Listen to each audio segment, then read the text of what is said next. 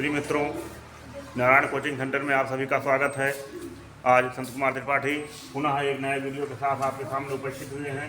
देखिए, हिंदी में कक्षा 10 के लिए छात्रों में भ्रांतियां होती हैं कि एक प्रश्न पूछा जाता है खंडकाव्य के आधार पर चरित्र चित्रण लिखिए, तो वहाँ कई खंडकाव्य दिए होते हैं तो कन्फ्यूजन हो जाती है कि हम कैसे दूर करें। तो वीडियो को पूरा देखिए कैसे चरित्र चित्रण लिखा जाता है और किस भाग पर हम लिखेंगे, तो हम पूरा विस्तार से जानकारी दे रहे हैं। पूरा देखिए यहाँ पर यूपी बोर्ड में प्रश्न नंबर देखिए 25 में इस प्रकार से खंडकाव्य के प्रश्न पूछे जाते हैं। कई खंड दिए रहते हैं और उसमें लिखा होता है किसी एक खंड का उत्तर दीजिए। तो यहाँ पर एक खंड का उत्तर देने के लिए हम समझ नहीं पाते हैं हम किसका दें, तो अलग अलग क्षेत्रों का, अलग अलग मंडलों का अलग अलग खंड काव्य होता है।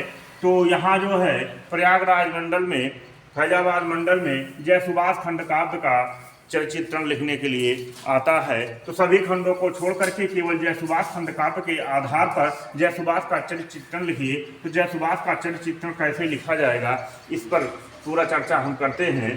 तो देखिए, किसी भी पात्र का चरित्र चित्रण लिखने के लिए पहले हम उसकी भूमिका को बनाते हैं और देखते हैं कि कैसे कैसे उसमें क्या चीज़ें लिखनी होती हैं। तो देखिए, जैसे जय सुभाष चंद्र के विषय में वो त्याग, वीरता, साहसी, निर्भीक और देश प्रेम के लिए इन्हें जाना जाता है। तो पहले इस पर इंट्रोडक्शन देने के बाद हम वहाँ पर उनका चरित्र चित्रण लिखते हैं। तो उसमें हेडिंग वाइज लिखते हैं और बहुत बड़े में नहीं लिखना होता है क्योंकि केवल 3 अंक का ही प्रश्न पूछा जाता है।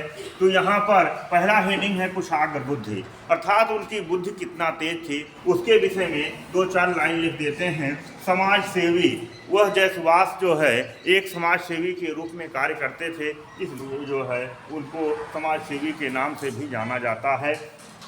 तो उसके विषय में हम 2-4 लाइन लिख देंगे। जब आप पढ़ेंगे तो आपको मिल जाएगा कि क्या क्या वो अपने जीवन काल में किए थे। स्वाभिमानी तथा साहसी, वह स्वाभिमानी व्यक्ति थे और एक साहसी व्यक्ति के रूप में भी निपुण थे, इसलिए यहाँ पर स्वाभिमानी और साहसी हेडिंग डाल करके आप 2-3 लाइन लिख सकते हैं। वह एक महान देशभक्त थे। हेडिंग देख लीजिए, ऐसे हेडिंग याद कर लीजिए और हेडिंग को लिख करके 2-4 लाइन सब में लिखते चले जाइए। 1 से 1.5 पेज जो है केवल आपको लिखना है और पूरे अंक आपको मिल जाएंगे। देखिए, जनता के प्रिय नेता थे, अर्थात आम जनमानस में उनका जो है बहुत लोकप्रियता था। इसीलिए कहा गया है कि बीच बीच में आप कोटेशन भी डालते रहिए। जैसे वह थे कोटि कोटि हृदयों के एक महान नेता, मातृभूमि के रत्न अलौकिक जन जन के प्रिय नेता। अर्थात जो है यहाँ पर उनके विषय में सभी के हृदय में वो विराजमान थे, अर्थात एक अच्छा नेता के रूप में वो उन्हें जाना जाता है। तो अच्छे नेता के रूप में हम उनको जानते हैं। तो ऐसे एक कोटेशन डाल दीजिए। बात करते हैं ओजस्वी वक्ता, वक्ता मतलब प्रखर बोलने वाला। तो यहाँ पर इसके विषय में भी कहा गया है, लगी गूंजने बंग भूमि में उनकी प्रेरक वाणी, मंत्र मुग्ध होते ही सुनकर उसको सारे प्राणी, अर्थात जन जन के प्रिय होते हैं गए।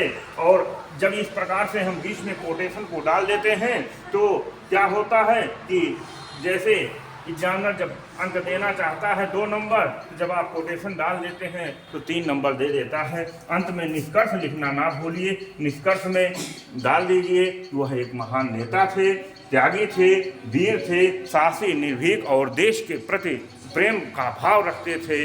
तो इस प्रकार से आपको 3 का 3 नंबर पूरा मिल जाएगा। तो आप लोग अलग अलग मंडलों में अलग अलग चरित्र चित्रण लिखेंगे और ज़्यादा नहीं लिखना है, 1-1.5 से 2 पृष्ठ अधिकतम लिखना है और पूरा अंक मिल जाएगा।